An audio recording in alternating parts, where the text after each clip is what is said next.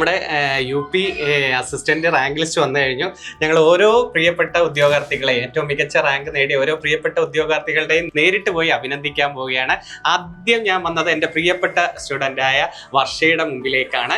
അതും അഭിമാന നേട്ടമാണ് വർഷ സ്വീകരിച്ചിരിക്കുന്നത്. അത് പത്തനംതിട്ട ജില്ലയിലെ UPക്ക് 3-ാം റാങ്കും LPക്ക് 5-ാം റാങ്കുമാണ് നേടിയത്.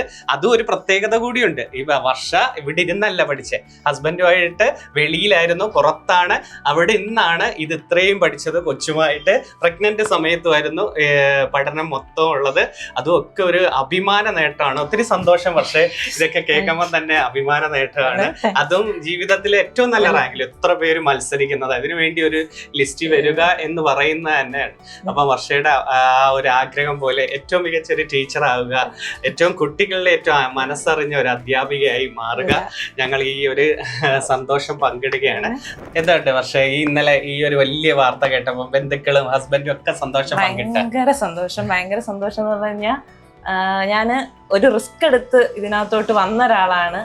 അപ്പം ബിടെക് കഴിഞ്ഞിട്ടാണ് ഞാൻ TTC എടുത്തത് തന്നെ. അപ്പൊ അത്രയും വലിയ റിസ്ക് എടുത്ത് ഇത് കിട്ടിയപ്പം അധ്യാപകരെയൊക്കെ വിളിച്ചു പറഞ്ഞു. ഭയങ്കര സന്തോഷം എന്ന് പറഞ്ഞാൽ ഭയങ്കര പറഞ്ഞറിയിക്കാൻ പറ്റാത്ത വേറൊരു പാതയല്ലേ ബിടെക് കഴിഞ്ഞിട്ട് വന്ന്.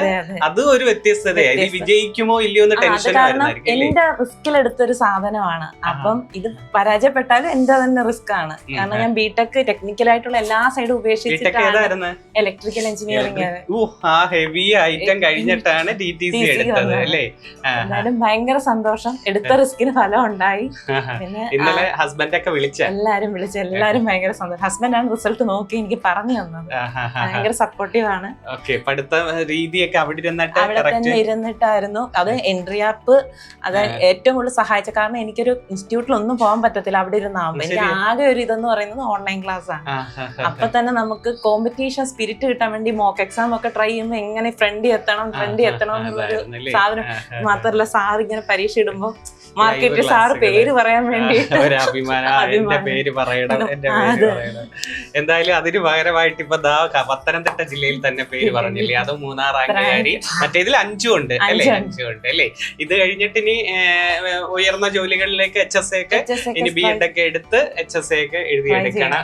ഹസ്ബൻഡ് ഇന്നലെ ഹസ്ബൻഡ് വിളിച്ചു. സന്തോഷം. ഹസ്ബൻഡിന്റെ വീടാണോ ഇത്? ഹസ്ബൻഡിന്റെ വീടാണ്. എന്റെ വീട് ഇവിടെ അടുത്ത് തന്നെയാണ്.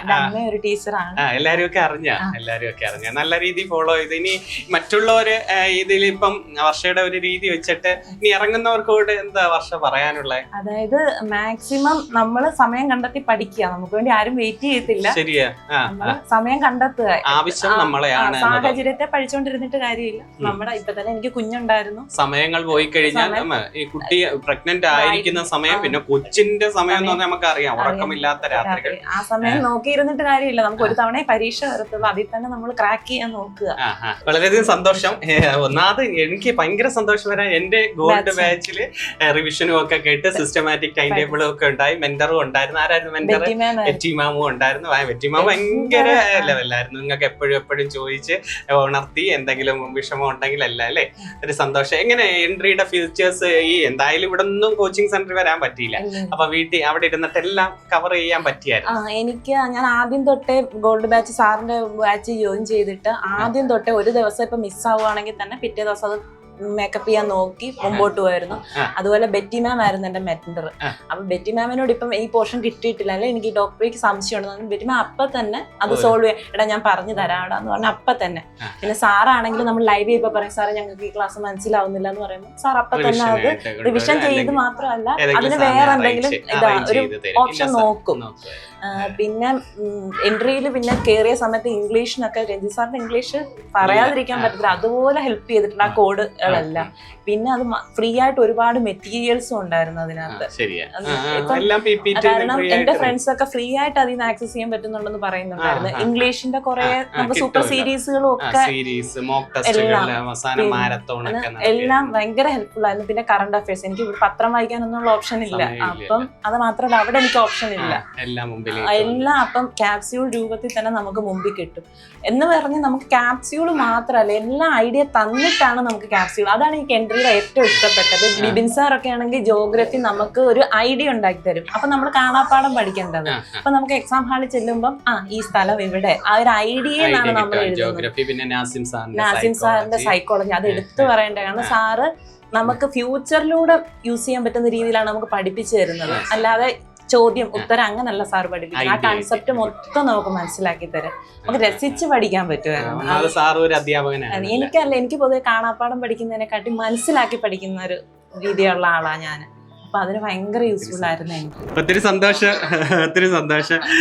ഇത്രയും മികച്ച അത്രയും നല്ല മത്സരത്തിനിടയിൽ ഈ 3ാം റാങ്ക് കിട്ടുക എന്ന് പറഞ്ഞാൽ അത്രയും പഠിച്ചിട്ടായിരിക്കും, അത്രയും മെനക്കെട്ട് ടെൻഷനോടുകൂടി പഠിച്ചിട്ടായിരിക്കും. ഇപ്പൊ റാങ്ക് വരുന്നതിന്റെ സമയത്തും ഭയങ്കര ടെൻഷനായിരിക്കും അല്ലേ, ഇതിനി എന്താവുമെന്ന്. എന്നാലും അഭിമാനിക്കാവുന്ന ഒരു നേട്ടമാണ്. എന്നാലും ഞങ്ങൾക്കൊക്കെ ഒരു പരിധി ഉണ്ടല്ലോ. ഇവരൊക്കെ വെളിയിരുന്ന് അതേന്നും പറഞ്ഞ് മെനക്കെട്ട് അത്രയും പഠിച്ചു. ഞങ്ങൾക്ക് പറയാനല്ലേ പറ്റൂ. ഇവരിത് ടെൻഷൻ ഇല്ലാതെ പോയി ഹാളിൽ ഇരുന്ന് എഴുതുന്ന ഒരു മനസ്സുണ്ടല്ലോ, അത് 3 എത്തുക എന്ന് പറഞ്ഞാൽ ഈ കോമ്പറ്റീഷൻ ഭയങ്കരമാണ് കേട്ടോ, ഭയങ്കരമാണ്. നമുക്ക് അഭിമാന നേട്ടമാണ്. അതുകൊണ്ടാണ് ഞാൻ ഓടി വന്നത്. ഇവർ വരുന്നു എന്ന് അറിഞ്ഞപ്പോൾ തന്നെ ഞാൻ ഓടി വന്നത്. ഇനി ഓരോ ഉദ്യോഗാർത്ഥികളോടും ഉദ്യോഗാർത്ഥികളെ ഈ ഏറ്റവും നല്ല റാങ്ക് കിട്ടിയ ഓരോ ദിവസം എനിക്ക് സർപ്രൈസ് അല്ലേ, ഞാൻ ഇന്നലെ കേട്ട ഉടനെ ഞാൻ പറഞ്ഞ വർഷം എടുത്ത് വരാം, ഞാനും കൂടെ വരാന്ന്. അതുപോലെ ഓരോ ഉദ്യോഗാർത്ഥികളും ഇപ്പൊ നല്ല റാങ്ക് കിട്ടിയവരെ സർപ്രൈസ് ആയിട്ട് ഞങ്ങൾ എത്തുകയാണ്. കാത്തിരിക്കുക. ഞങ്ങള് ഉടൻ തന്നെ നിങ്ങളുടെ വീട്ടിലേക്ക് റാങ്ക് കിട്ടിയതിൽ നിങ്ങളെ അനുമോദിക്കാനായിട്ട് എത്തിയിരിക്കും.